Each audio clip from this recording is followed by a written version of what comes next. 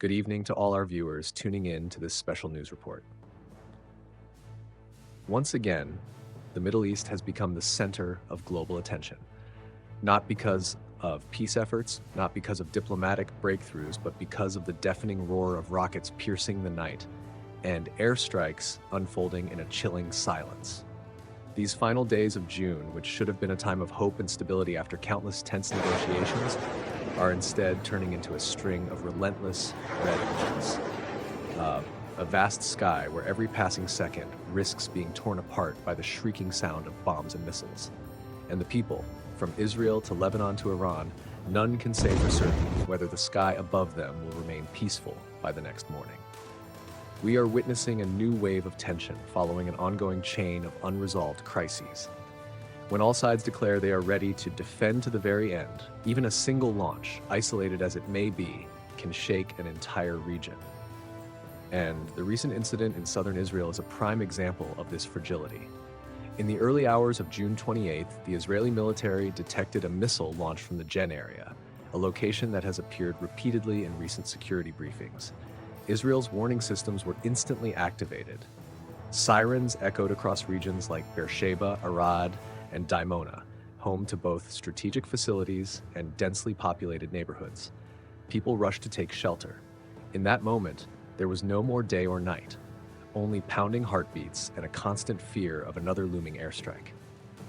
The Israel Defense Forces, IDF, soon confirmed that the missile had been successfully intercepted mid-air by their defense system, with no casualties or damage reported. But the real concern lies not in the numbers, but in the message that at any moment in any place, a single rocket can rattle the already fragile order of the region. The missile was launched from Jen, a hotspot that's far from new, but this time it carried deeply troubling implications. The incident unfolded as Israel tightened security across sensitive areas amid escalating hostilities and disruptive activities erupting from multiple directions. According to the Israel Defense Forces, or IDF, the missile's trajectory was identified within seconds of launch. A Patriot interceptor unit was immediately deployed, working in coordination with radar systems and civilian alert networks to minimize risk. And although the missile was destroyed mid-air, this incident is far from being taken lightly. The warning sirens didn't ring in just one city. They blared across southern Israel, from Beersheba to Arad, from Dimona to the Dead Sea, areas once thought to be far from the front lines, but now no longer feel safe. Public sentiment in Israel was shaken. Even without casualties, the population was left unnerved. International media quickly picked up the story, while Israeli military officials labeled it a serious act of provocation. The burning question now is, who was behind this launch? And is it the harbinger of another round of conflict, or merely a one-off act in the midst of a geopolitical storm? The IDF has yet to release detailed information about the missile's exact origin, but many analysts are pointing toward Iran-backed militant groups, organizations that Israel accuses of quietly expanding their influence in both Gaza and other strategic flashpoints. In recent months, groups like HTI, also known as Houthi, have repeatedly launched missiles, kamikaze drones, and even automated torpedoes targeting Israeli territory and key maritime routes in the Red Sea. And if the Jen attack is indeed part of a broader plan, then the developments along the southern waters might be the most dangerous front yet. Because it's not just about missiles anymore. It's commercial vessels, oil, transport routes, and the fragile backbone of the global economy that are under threat every single day. The HTI group, also known as Houthi, is no longer an unfamiliar name in recent international security reports. Believed to have strong ties to Iran, this militant group has repeatedly launched missiles and drones targeting Israel, while also carrying out attacks on vessels traversing the Red Sea, one of the most critical arteries of global trade. Each of their attacks causes not only physical damage, but also stokes fears of a maritime crisis, forcing shipping routes to be altered, insurance premiums to soar, and global fuel prices to fluctuate. The Israeli government has issued multiple warnings to HTI regarding these actions, labeling them as direct acts of hostility, not just against Israel, but against the regional economic order as a whole. Those warnings have now taken on a much more forceful tone. Israel's military leadership has made it clear. If the attacks continue, they will not hesitate to impose a maritime and air blockade to completely dismantle HTI's operational capabilities. This would not only increase military pressure, but also strategically isolate the Iran-backed group on the regional map. Yet, an undeniable reality remains. Despite Israel successfully intercepting the majority of these attacks, the mere fact that missiles and drones are still able to launch shows that HTI's support network is still active, silent, scattered, and ready to rise at any moment. In its effort to sever these dangerous links, Israel is broadening its response, not just in Gaza, not just in Jen or the Red Sea, but also reaching into what are considered strategic rear bases. One such location is the port city of Heda in Germany, which recently suffered one of the most intense airstrikes in recent memory. Israel's retaliation was not only military in nature, but also signaled a cascade of serious humanitarian and political consequences. Because Heda is not just a tactical target, it is also one of the key transit points for humanitarian aid in a region already buckling under the weight of war and poverty. The port city of Heda in Germany, once a hub that welcomed hundreds of tons of humanitarian aid each week, has now been reduced to rubble and towering plumes of black smoke. Late at night, the Israeli Air Force launched a surprise high-intensity airstrike, targeting warehouses, docks, and cargo transfer stations. The declared aim was to strike facilities suspected of housing HTI weapon stockpiles, logistical networks, and staging areas for future attacks. However, the cost borne by civilians was steep. International humanitarian organizations report that at least 3 food storage warehouses were destroyed and dozens of aid trucks were incinerated. Roads leading into Heda, already partially blocked, are now nearly impassable. In the hours following the strike, crowds of injured civilians streamed into local hospitals, most of them women and children harmed by the blast waves. And once again, the questions arise about the limits of military action. Has Israel gone too far in its effort to punish armed groups? Should a struggling city, already running out of food and medicine, be turned into a battlefield for political conflict? From Israel's perspective, the operation was a necessary move to eliminate remote threats before they can escalate. But in reality, each time bombs fall on civilian areas, Israel's global image takes another hit. News footage, videos capturing terrified citizens, and photos of children clutching their mothers' lifeless bodies amidst the dust and debris are fueling a growing wave of international outrage. And just as that wave of condemnation had begun to swell, a new development has sparked even more backlash. Less than 24 hours after the strike on Heda, Israel widened the front once again, this time in Lebanon. The target, BF Castle in Nabatea province, a site believed to be a crucial underground base for Hezbollah, and one that has been hit in multiple past military campaigns. But unlike routine airstrikes, this attack carried a much clearer message.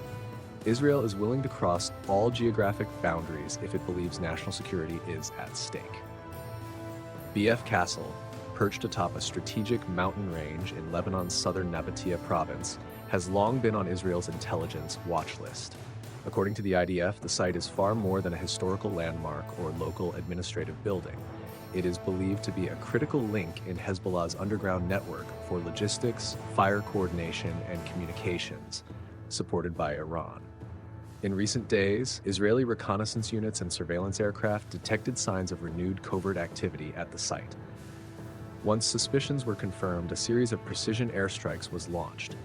Israel didn't use conventional bombs. Instead, they deployed bunker buster munitions, specialized weapons designed to destroy fortified subterranean structures. 2 consecutive strikes within 8 hours leveled much of the castle's structure, triggering a major collapse. However, as is often the case, military targets brought civilian fallout. Lebanon's Ministry of Health confirmed at least 1 woman was killed and 11 others injured, most due to shockwaves and debris from nearby residential buildings affected by the blast. Meanwhile, international human rights groups have begun calling for an independent investigation to determine whether Israel violated international humanitarian law by striking in an area with civilian presence. One particularly significant detail: the area of Nabatea that was hit lies north of the Litani River, beyond the military exclusion zone established under the ceasefire agreement between Israel and Hezbollah in November 2024. This marks the first major Israeli airstrike in that region since the deal was signed. The move has prompted many observers to question whether the agreement still holds any real weight. And if Lebanon is indeed on the verge of becoming the next battlefield, can the Middle East avoid slipping into a full-scale confrontation? Yet what's happening in Lebanon is only part of an increasingly chaotic picture, because further south in the Gulf region, another front has just erupted, this time involving two of the world's military powerhouses, the United States and Iran. And the epicenter of this clash is not a city or a border, but the skies above Al Udeid, the largest U.S. military base in the Middle East, located in Qatar. An unprecedented battle unfolded there, where Patriot missile defense systems were deployed in what's being described as the largest air defense engagement in modern U.S. military history. In the early hours of June 23rd, the skies above Al Udeid Air Base in Qatar, America's largest military installation in the Middle East, suddenly lit up with a flurry of air defense intercepts.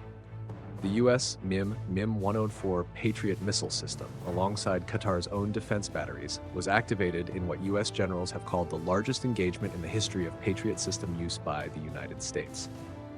Ballistic missiles launched from Iran aimed squarely at the base were swiftly detected by radar systems. And within mere seconds, highly trained defense crews kicked off a race against time.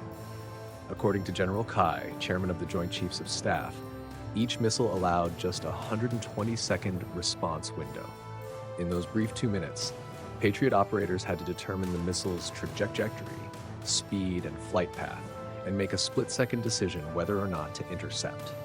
Every choice meant the difference between life and death, not only for the troops stationed at the base, but also for America's strategic credibility worldwide.